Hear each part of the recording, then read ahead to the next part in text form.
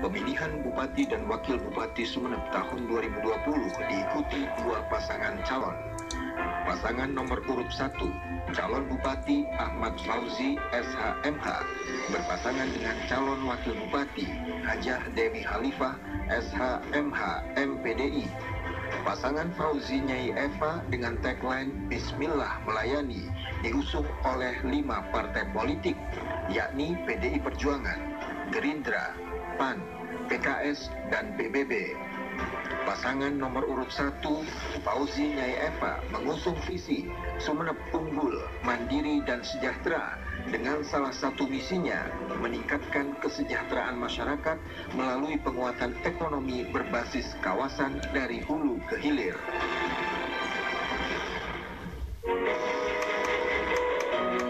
Pasangan calon nomor urut 2, calon Bupati Dr. Insinyur Haji RB Fatah Yasin MS berpasangan dengan calon Wakil Bupati Kiai Haji Ali Fikri SAG MPDI.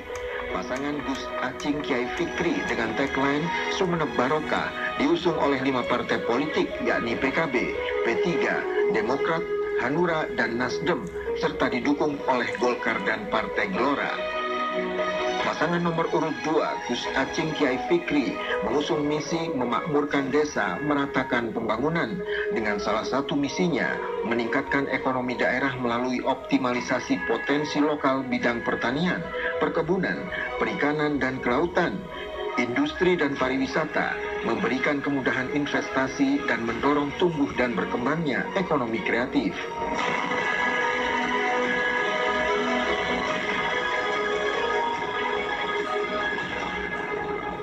Hadirin mohon memberikan tepuk tangan yang luar biasa sekali lagi untuk kita semua agar semakin bersemangat berpartisipasi untuk mensukseskan Pilkada serentak 9 Desember 2020 nanti. Dan karena tahapan Pilkada ini berada pada masa pandemi, maka keseluruhan proses menjalankan standar protokol kesehatan COVID-19, dan di ruangan ini yang hadir terbatas dengan protokol kesehatan yang ada, namun para pendukung bisa menyaksikan secara langsung dari posko masing-masing, bisa secara live di JTV dan juga YouTube streaming. Dan sudah tidak sabar lagi semakin dekat dengan para pasangan calon. Untuk itu langsung saja saya akan mengundang pasangan calon nomor urut 1, Ahmad Fauzi SHMH dan Hajah Dewi Khalifah SHMH MPDI, calon Bupati dan Wakil Bupati nomor urut 1. Berikan tepuk tangan. Dan sebagaimana informasi yang telah disampaikan oleh Ketua KPU Kabupaten Sumeneb bahwa Wakil Bupati dari pasangan calon nomor urut 1 berhalangan hadir karena alasan kesehatan dan sudah mendapatkan persetujuan dari KPU Kabupaten Sumeneb. Dan hadirin serta pemirsa, inilah dia pasangan calon nomor urut 2, Dr. Insinyur Haji RB Fatah Yasin MS dan Kiai Haji Ali Fikri SAG MPDI. Berikan tepuk tangan untuk kita semuanya.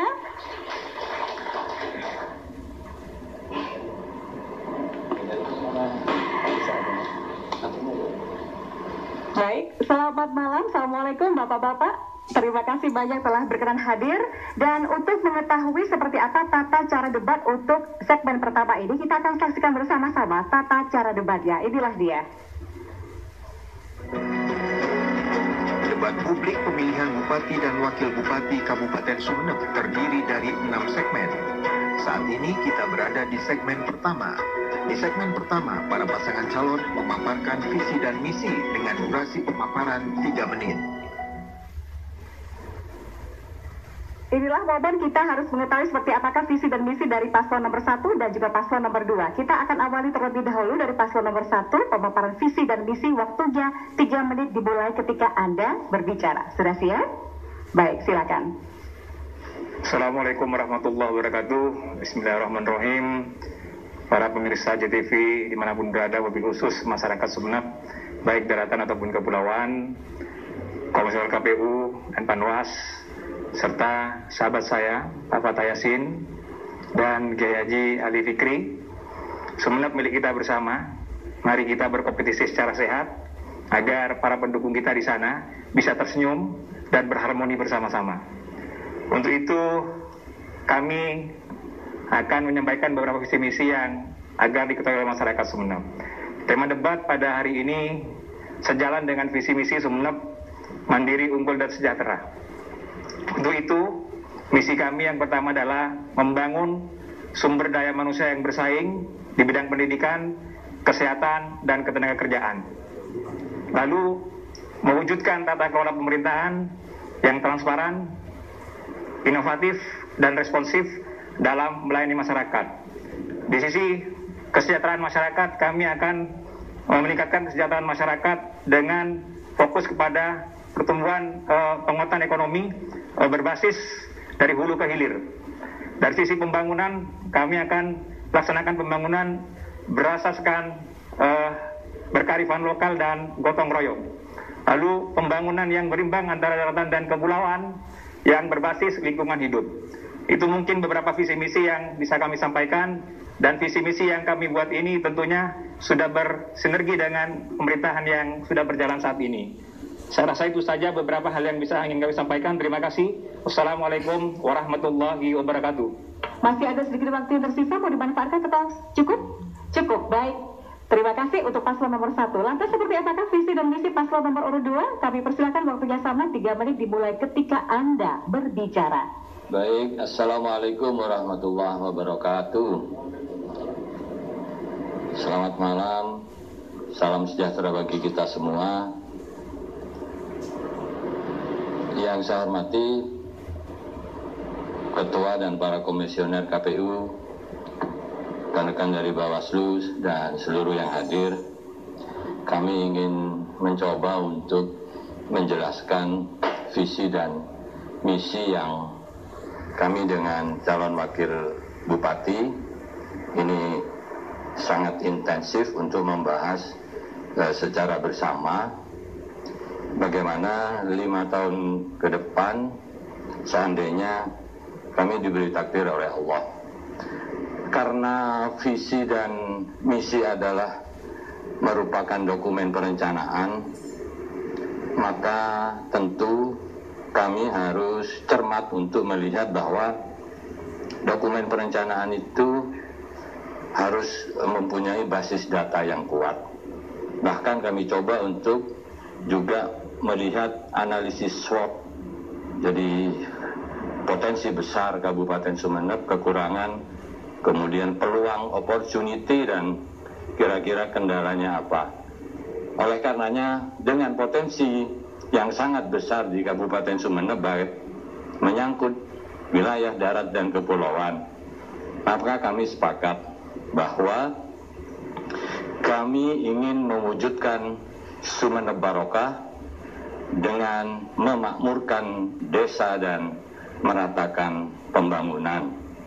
Dengan visi tersebut, kami ingin capai melalui 5 misi. Jadi misi yang pertama, ini sekaligus untuk menjawab masalah dan tantangan. Pasti menyangkut infrastruktur. Yang kedua, menyangkut pengembangan ekonomi kerakyatan. Yang ketiga, kami ingin meningkatkan kualitas sumber daya manusia. Yang keempat, karena Sumeneb adalah bumi Sumekar, Karaton, maka kami ingin mewujudkan masyarakat Sumeneb yang religius. Dan yang terakhir, kami ingin mewujudkan reformasi birokrasi dan pelayanan publik. Ada 9 program prioritas yang nyambung dengan inline misi kami. Ada Sumeneb Akses, Sumeneb Berdaya, Sumeneb Agro, Sumeneb Kerja, Sumeneb Bangkit, kemudian Sumeneb Cerdas, Sumeneb Amanah, dan Sumeneb Harmoni. Demikian kira-kira beberapa hal yang menyangkut visi misi dan program prioritas kami dari pasangan 02. Baik, terima kasih, tepuk tangan untuk kita semuanya malam hari ini, biar tambah semangat paslon 1 maupun paslon 2. Dan tentu kita juga ingin menggali lebih dalam lagi seperti apakah visi misi dan juga pandangan mereka tentang tantangan-tantangan yang tengah dihadapi oleh Kabupaten Sumeneb. Untuk itu hadirin dan juga pemirsa, jangan kemana-mana. Kita memasuki segmen kedua. Pasangan calon menjawab pertanyaan panelis yang dibacakan oleh moderator. Waktu menjawab 1 menit 30 detik. Bertepatan Bertepatan dengan Hari Pahlawan 10 November, kini menjadi pahlawan tak harus berlaga di medan perang, namun menjadi salah satu kepala daerah yang amanah, jujur, dan bisa meningkatkan kesejahteraan dan pelayanan masyarakat, bisa menjadi pahlawan bagi segenap masyarakat yang dinaunginya. Dan malam hari ini kita akan melihat bersama seperti apakah visi-visi program kerja dan solusi yang ditawarkan oleh paslon nomor 1 dan paslon nomor 2. Dan di segmen kedua ini kita akan mengetahui ada beberapa panelis yang telah ditentukan oleh KPU Kabupaten Sumeneb yang sudah merancang beberapa pertanyaan yang sudah atau nanti akan kita ketahui bersama. Dan inilah dia para panelis, yaitu yang pertama Profesor Dr. Musain Dr. Ades MSI, Guru Besar Sosiologi Universitas Airlangga.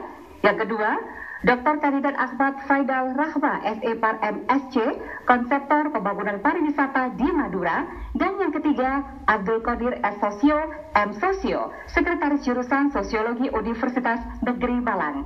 Dan untuk itu, malam hari ini di depan saya sudah ada kotak yang berisi amplop-amplop berisi pertanyaan yang tersegel. Belum ada yang tahu apa isi dari amplop tersebut, kecuali para panelis dan Tuhan Yang Maha Esa. Kami persilakan kepada petugas untuk bisa membantu menyerahkan kepada paslon 1 dan paslon 2. Masing-masing paslon akan mengambil 2 amplop yang nantinya pertanyaannya akan saya bantu untuk membacanya, kemudian dijawab oleh paslon 1 dan paslon 2 dengan durasi masing-masing 1,5 menit. Baik, 1 amplop lagi Bapak, silakan bisa diambil. Baik, terima kasih. Paslon 2 kami persilakan mengambil 2 amplop juga. Saya letakkan di sisi sebelah kanan untuk paslon 1.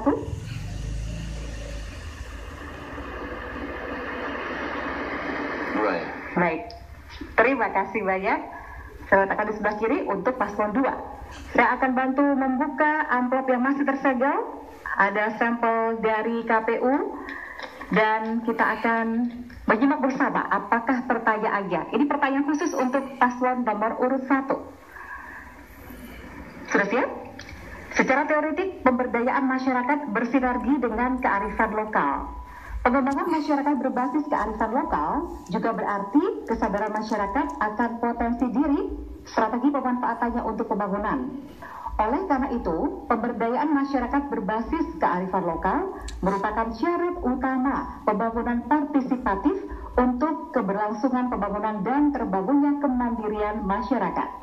Jika saudara terpilih menjadi bupati dan wakil bupati, bagaimana saudara menerjemahkan nilai-nilai dasar lokal tersebut dalam meningkatkan kepercayaan publik terhadap kebijakan pemerintah, khususnya pembangunan yang berorientasi kepada kesejahteraan masyarakat? Cukup jelas ya? Silakan, waktunya 1,5 menit. Baik, terima kasih. Jadi yang pertama dari pertanyaan yang disampaikan, bagaimana masyarakat agar bisa mandiri. Tentu pada saat kami terpilih menjadi Bupati Sumeneb, maka yang pertama akan kami lakukan dan sudah dilakukan, bagaimana kemandirian itu bisa tercipta, maka kami sudah siapkan beberapa program unggulan wirausaha mandiri misalnya. Wirausaha mandiri ini berbasis pondok pesantren. Jadi wirausaha mandiri ini berbasis pondok pesantren, bagaimana para santri di pondok pesantren itu kita bekali dengan pemberdayaan. Artinya agar bisa mengetahui bagaimana cara mempersiapkan diri dalam bidang usaha. Dengan itu maka pada saat mereka suatu saat sudah selesai mondok, maka akan memiliki kemandirian khusus untuk bisa mengimplementasikan dirinya untuk bisa bekerja dengan sesuai keahliannya. Lalu ada wirausaha muda. Wirausaha muda ini salah satu program yang sudah berjalan, bagaimana kita itu mendorong generasi muda ini mempersiapkan diri dengan pola kearifan lokal untuk bisa mempersiapkan diri dalam rangka memberikan potensinya agar diberikan pemberdayaan dalam bidang usaha, untuk mempersiapkan pada saat usaha ini sudah diberikan dalam pelatihan, maka secara otomatis masyarakat akan mampu mengimplementasikan dirinya untuk bisa berusaha secara mandiri. Terima kasih. Baik, waktu bertepatan akan habis. Terima kasih untuk paslon nomor urut 1. Berikutnya pertanyaan untuk paslon nomor urut 2. Saya akan buka juga amplopnya. Ini amplop yang berbeda, masih tersegel pula. Dan kita akan mengetahui seperti apakah pertanyaannya, dan waktu menjawabnya sama, 1,5 menit dimulai ketika Anda berbicara. Sudah siap? Penduduk miskin dan pengangguran di Kabupaten Sumeneb masih terbilang cukup tinggi, yaitu penduduk miskin mencapai 211.000 lebih dan pengangguran sebanyak 222.000 lebih. Tingginya jumlah penduduk miskin dan pengangguran tersebut salah satunya adalah minimnya lapangan pekerjaan yang tersedia. Pertanyaannya, kebijakan dan program prioritas apa yang akan dilakukan untuk menekan jumlah penduduk miskin dan pengangguran sehingga dapat mengendalikan laju urbanisasi warga Sumeneb setiap tahunnya? Silakan, 1,5 menit untuk menjawab. Terima kasih atas beberapa pertanyaan yang terkait dengan program kemiskinan. Jadi kalau kita lihat perkembangan 5-10 tahun yang lalu, harusnya Sumeneb tidak seperti data yang tadi disampaikan. Seingat saya, dulu paling bawah itu Kabupaten Pacitan. Ya, penduduk miskinnya paling banyak dan besar. Di atas Pacitan itu Bondowoso.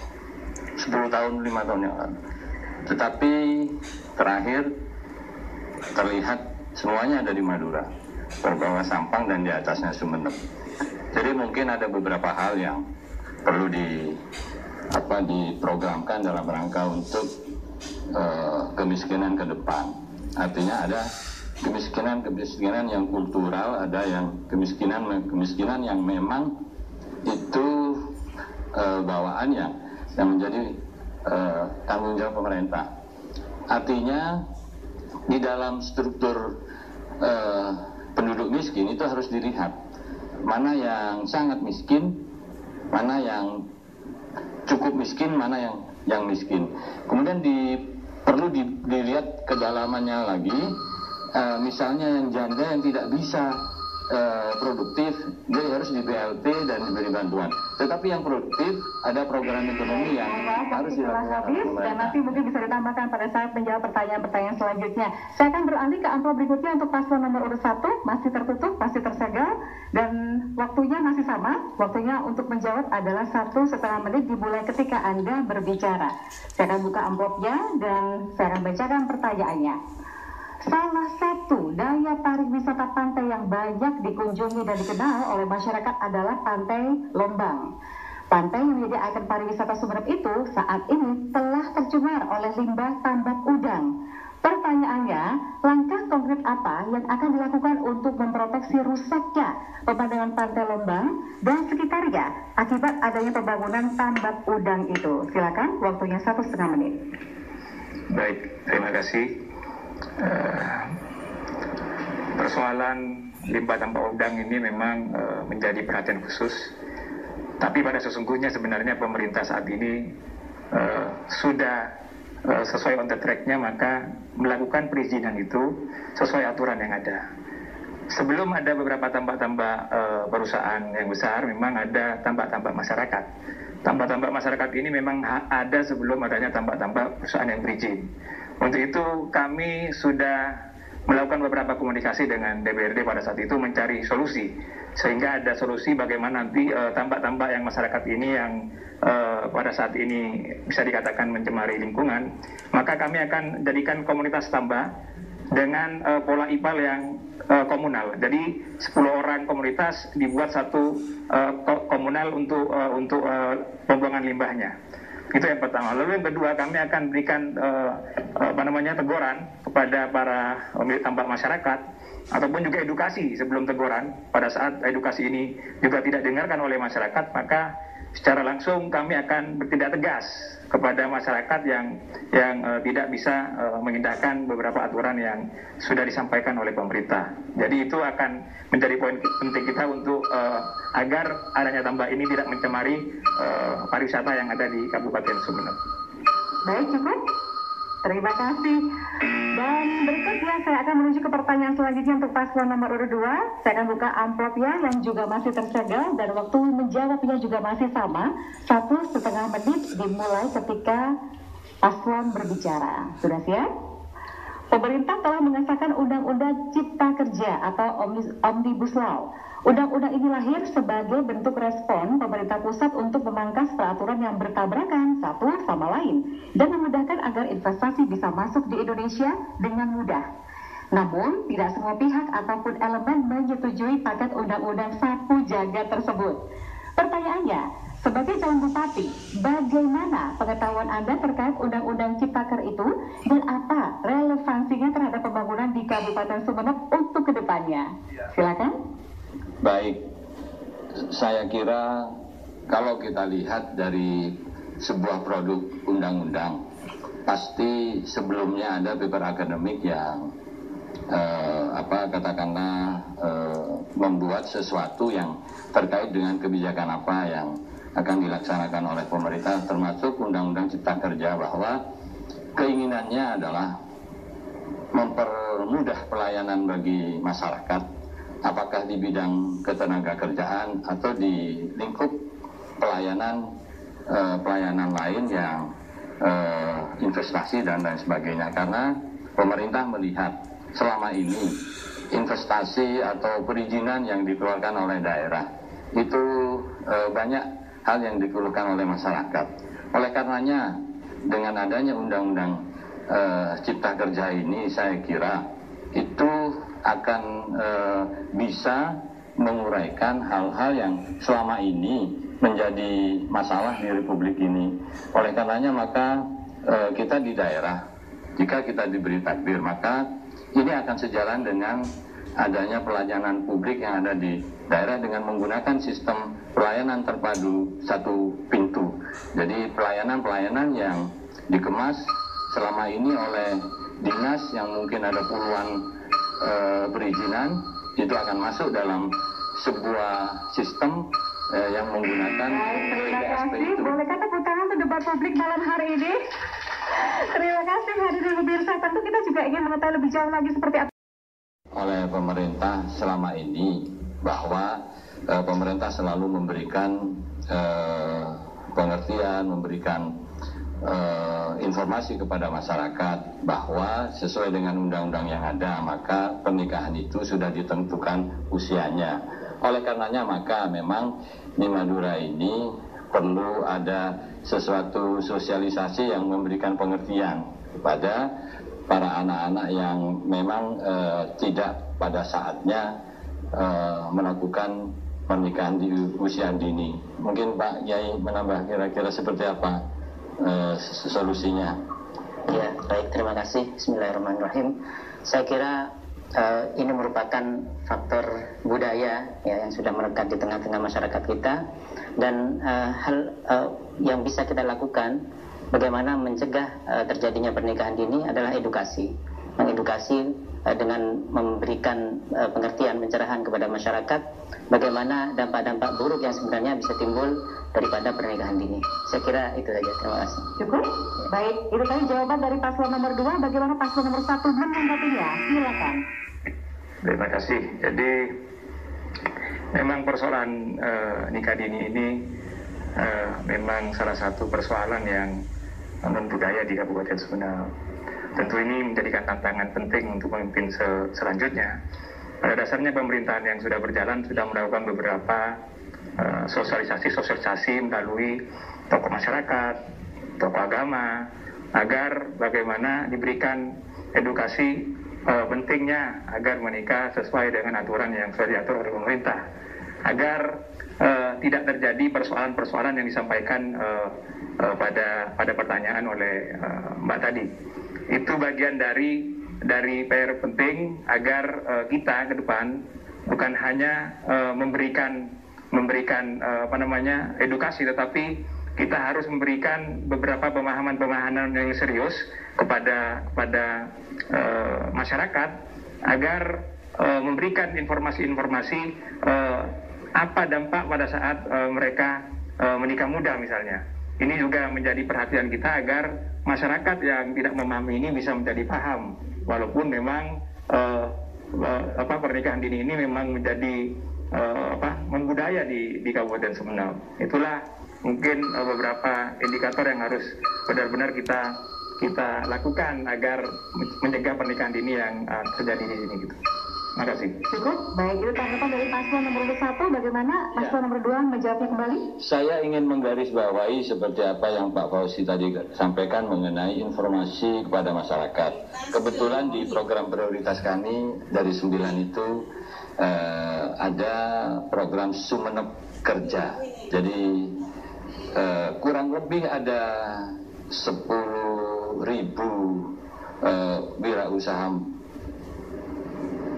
wirausaha muda baru. Kalau itu 10.000, maka per desa akan kita rekrut 10 orang. Nah, nanti akan kita prioritaskan bagi milenial yang memang ada sesuatu yang supaya mereka punya kegiatan ekonomi yang menghindari untuk katakanlah kalau sudah seseorang punya usaha, maka biasanya terus lupa terhadap hal-hal yang terkait dengan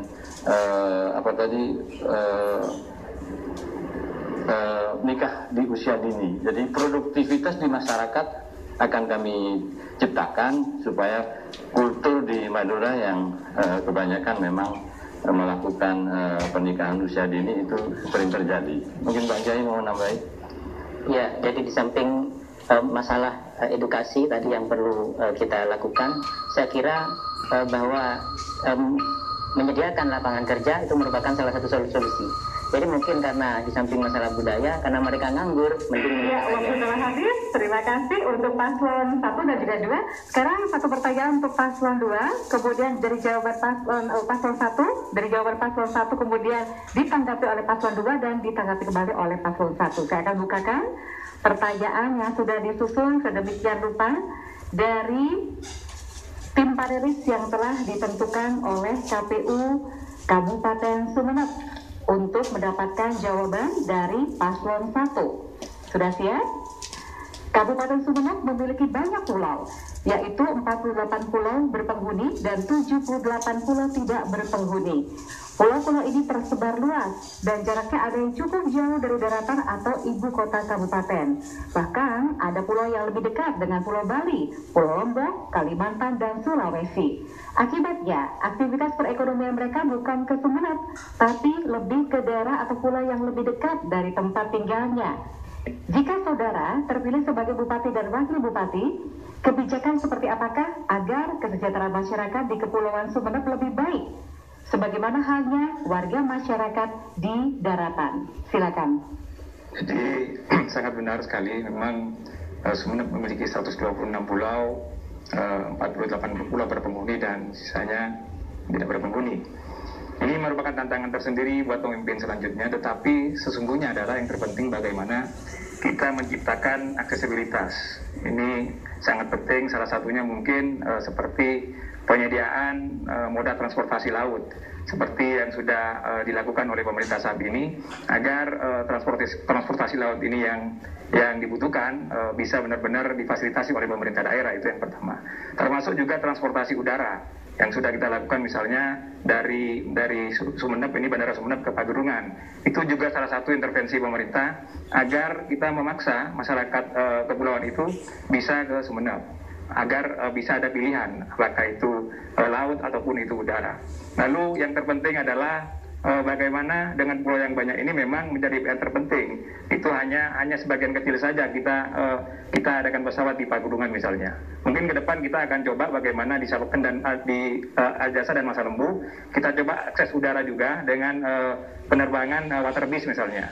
Terobosan yang kita upayakan bagaimana pesawat bisa landing di atas air gitu. Itu memang menjadi poin penting agar masyarakat yang ada di sana dengan moda transportasi yang mudah maka akan bisa datang ke Kabupaten Sumenep. Terima kasih.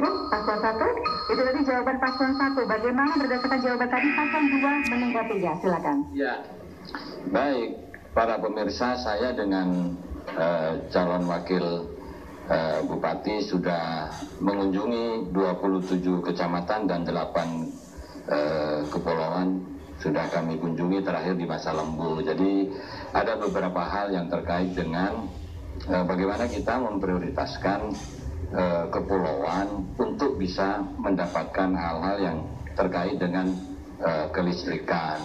Jadi para pemirsa, di kepulauan itu ada wilayah yang 12 jam hidup, listriknya ada 12 jam mati. Ada jaringan jalan yang hampir 10 tahun tidak pernah tersentuh. Artinya masalah infrastruktur jalan itu harus menjadi prioritas. Yang kedua, ketika situasi gelombang besar misalnya, tidak hanya di Pagerungan besar, maka pada saat kami diberi amanah di Kepala Dinas Perhubungan Jawa Timur, kami sudah mempersiapkan dokumen perencanaan untuk membangun pelabuhan udara, jadi bandara di Kangian. Kenapa Kangian? Karena Kangian adalah merupakan hub dari kepulauan, sehingga pada saat-saat bulan di mana ombak besar,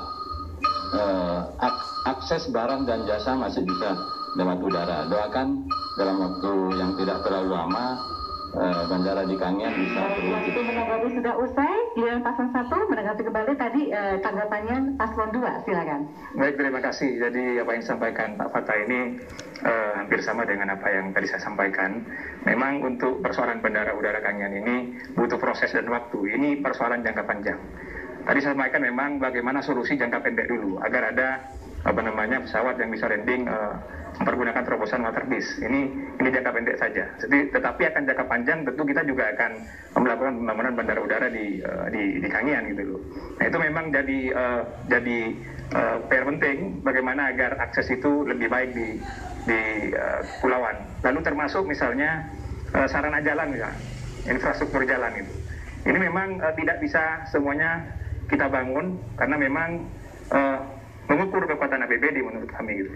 Artinya pemerintah saat ini sudah mencoba dan berusaha melakukan pembangunan infrastruktur yang berimbang sebenarnya. Jadi bisa kita lihat bersama bagaimana walaupun tidak seluruhnya, tetapi seperti Pulau Sapekan, Kecamatan Sapekan, Kecamatan Arjasa, Kangayan, Raas, Spudi, terus Masa Lembu itu hampir infrastruktur jalan sudah kita mulai bangun. Bahkan infrastruktur yang lain misalnya seperti rumah sakit itu juga sudah kita bangun dalam rangka bagaimana masyarakat yang ada di kepulauan itu tidak perlu lagi untuk rujukan puskesmas untuk ke Kabupaten Sumeneb. Cukup mereka bisa di RSUD Arjasa.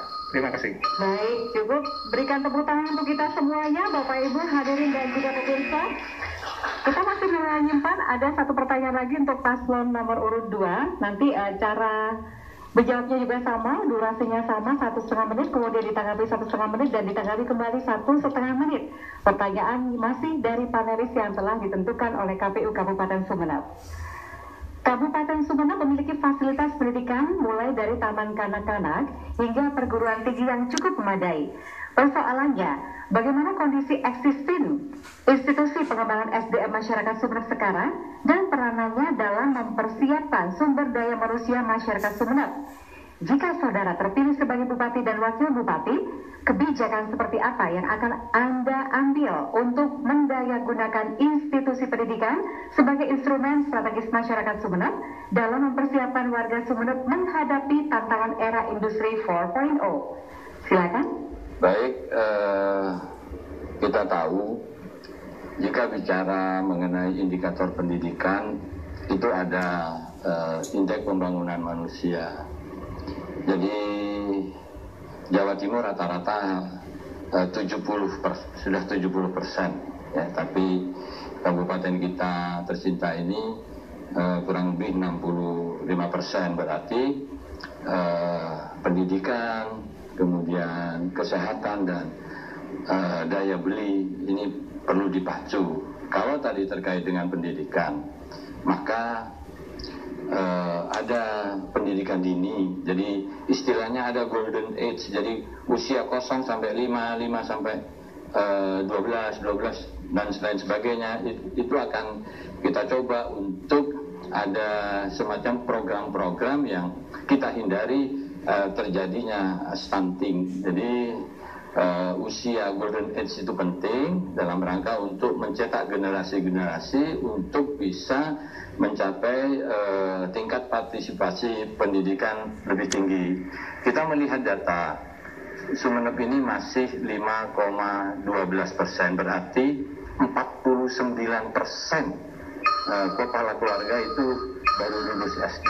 Oleh karenanya maka tugas kami untuk wajar 12 tahun ke depan ini harus diaktifkan kembali supaya. Waktu menjawab telah usai, kami persilakan paslon 1 menanggapi. Jadi memang persoalan pendidikan ini penting karena memang indikatornya akan menuju kepada IPM. Sehingga kami tentu yang pertama adalah bagaimana kesejahteraan guru itu penting untuk kita perhatikan. Pada saat kesejahteraan guru ini kita perhatikan secara serius, maka secara otomatis kualitas pendidikan ini akan lebih baik. Kenapa? Karena guru bisa mengajar dengan baik, tidak ada pikiran ke sana ke sini. Maka secara otomatis kualitas cara mengajarnya akan lebih baik. Secara otomatis generasi muda yang akan belajar sebagai siswa didik, jadi secara otomatis akan bisa memperoleh ilmu yang baik. Itu yang pertama. Yang kedua, lebih kepada sarana dan prasarana juga. Ini kan pertanyaannya tadi bagaimana agar pendidikan di Kabupaten Sumeneb ini bisa lebih baik. Tentu sarana dan prasarana ini menjadi poin penting agar pada saat sarana dan prasarana ini dipersiapkan, tentu segala sesuatu yang dibutuhkan oleh siswa ini akan bisa didapatkan gitu loh. Termasuk berbagai sarana prasarana lab, prasarana untuk belajar, bahkan prasarana yang bersifatnya seperti gedung. Itu juga bagian penting agar siswa ini juga bisa belajar dengan nyaman. Itu mungkin yang perlu saya tambahkan dari beberapa jawaban Pak Fatah tadi yang penting bagian dari persoalan teknis. Sehingga persoalan pendidikan ini menjadi selesai. Haji, dari tadi tanggapan paslon 1, bagaimana paslon 2 menanggapi kembali? Iya, saya juga sepakat mengenai kesejahteraan guru. Karena di lingkungan guru di tingkat sekolah dasar itu bahkan ada yang honornya tidak sesuai dengan UMR. Ada yang hanya 300.000 mereka terima. Jadi saya sepakat dengan kesejahteraan guru harus ditingkatkan. Tetapi persoalan pendidikan tidak hanya kesejahteraan guru, tapi yang kedua adalah kurikulum, ya. Yang ketiga adalah infrastruktur, ya. Oleh karenanya maka saya kira Kabupaten Sumeneb yang memang lembaga pendidikannya selain pendidikan umum, banyak lembaga-lembaga pendidikan pesantren dan lain sebagainya. Alhamdulillah kita sudah punya undang-undang pesantren. Maka pemerintah di undang-undang itu akan fokus untuk masuk dalam rangka bagaimana pesantren itu dari sisi pendidikannya, kemudian dari sisi dakwahnya, dan dari sisi pemberdayaan masyarakat. Monggo Pak Kiai, ini pengelola pondok, saya kira kelanjutannya gimana Pak Kiai? Menurut saya ini merupakan hal penting masalah pendidikan karena merupakan hal yang berkenaan dengan sumber daya manusia. Di mana hal tersebut saya kira tidak hanya dengan bantuan-bantuan sarana, tapi melainkan bahwa bagaimana mereka stakeholder pendidikan bisa sama-sama menerima pelatihan-pelatihan dan pencerahan-pencerahan. Jadi tidak hanya dibutuhkan semata-mata bangunan-bangunan saja, tapi pelatihan-pelatihan bagi guru, kepala satuan. Menanggapi kembali telah habis dan saya masih menyisakan 1 amplop pertanyaan dari panelis khusus untuk paslon nomor urut 1. Nanti akan mendapatkan jawaban dari paslon 1, ditanggapi oleh paslon 2 dan ditanggapi kembali oleh paslon 1. Sudah siap? Sumeneb merupakan salah satu kabupaten di Madura yang memiliki kekayaan sumber daya pariwisata yang sangat luas, seperti Pantai Slopeng, Pantai Badur, Gili Iyang, kawasan Sumeneb Kota, dan kawasan-kawasan lainnya. Pertanyaannya, program strategis apa yang akan dilakukan untuk mempercepat pembangunan dan pengelolaan sumber daya pariwisata di Sumeneb dengan keterbatasan alokasi dana APBD? Silakan. Baik, terima kasih. Memang Sumeneb potensi pariwisatanya luar biasa. Ada potensi wisata alam, budaya, sejarah, bahari, dan lain-lain. Ini menjadi penting bagaimana ke depan wisata ini tentunya bisa menjadi wisata penyangga untuk di Jawa Timur, selain wisata yang ada di kabupaten lain. Gitu.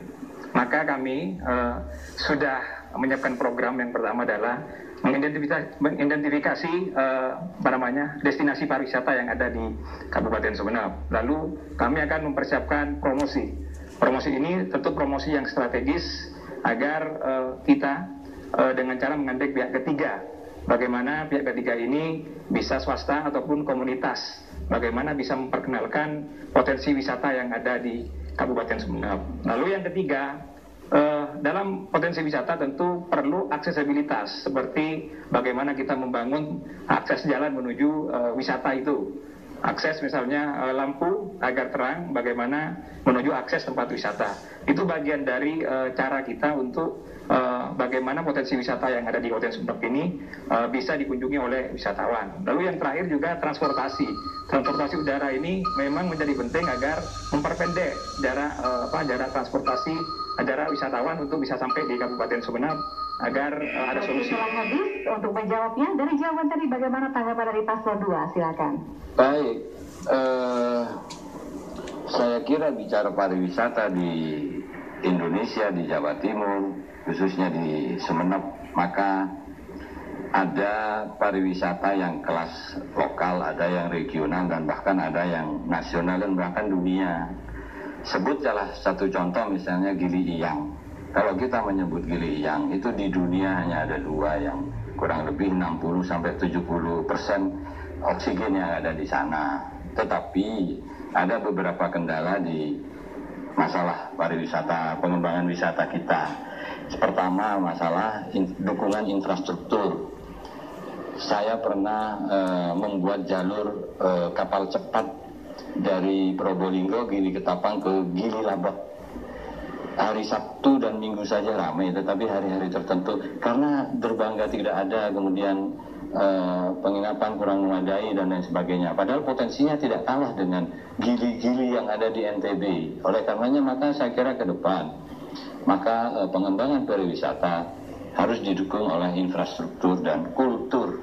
Jadi oleh karenanya maka itu akan bisa untuk memberikan sebuah promosi bagi masyarakat di Indonesia maupun di mancanegara. Mau ditambah ya, Pak? Jadi saya kira itu apa yang bisa saya sampaikan. Cukup? Baik, itu tadi tanggapan dari paslon nomor 2. Silakan paslon 1 menanggapi kembali. Ya, potensi wisata ini menjadi pekerjaan rumah kita ke depan. Bagaimana memang di sisi Tambat Labu ataupun dermaga ini kan memang jadi poin penting agar seperti apa yang disampaikan oleh Pak Fatah tadi, butuh kapal untuk sandar. Tapi saat ini memang lagi dalam proses misalnya pembangunan pelabuhan Laut di Duga ini.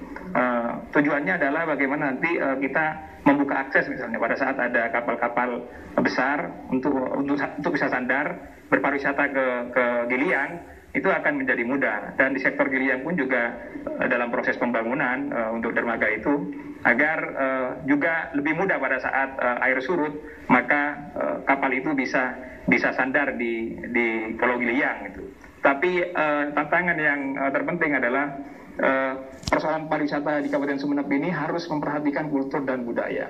Artinya walaupun kita menggandeng pihak swasta, komunitas, nah ini tentu harus sangat hati-hati karena kultur, budaya dan religius di Kabupaten Sumeneb ini sungguh-sungguh benar harus diperhatikan agar tidak terjadi konflik. Sehingga penting kiranya kita memperhatikan aspek sosial, bukan hanya persoalan aspek ekonomi.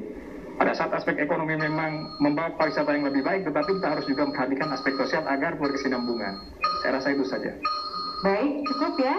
Baik, berikan tepuk tangan untuk kita semua, Bapak dan Ibu, seluruh hadirin dan juga pemirsa. Kami masih